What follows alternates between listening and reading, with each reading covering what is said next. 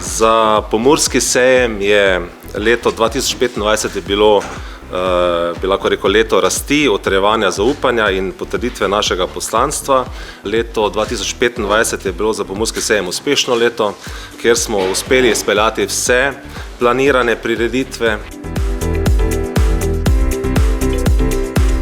V letu 2026 smo začeli z vinsko kraljico Slovenije. Okronana je bila 29. vinska kraljica Slovenije, ta je Nika Martinčič.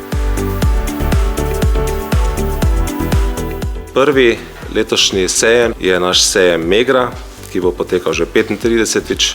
tukaj v Gornji Radgoni. Lahko rečem, da so osrednji poudarki zeleni prehod v graditeljstvo, digitalizacija in avtomatizacija, trajnostna gradnja, pametni in trajnostni materiali. Obeta se bogat program. Letos planiramo strokovno ocenjevanje kakovosti. Medalj je seveda ocenjevan pod okriljem sejma Agra, s katerimi proizvajalci označujejo svoje izdelke v oglaševanju in na trgovskih policah se vedno znova dokazujejo za odlično promocijsko in tržno sredstvo.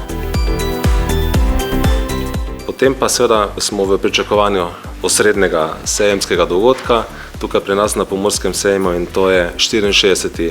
mednarodni sejem Agra, ki bo od 22. do 26. avgusta. Ta bo seveda sledil tudi temam, ki so Združeni narodi razglasili za mednarodno leto pašnikov in živinoreje, mednarodno leto kmetic in mednarodno leto prostovoljcev za trajnostni razvoj. Lahko pa rečem tudi to noviteto, da smo letošnjemu sejmu Agra dodali tudi sejem lov in ribolov.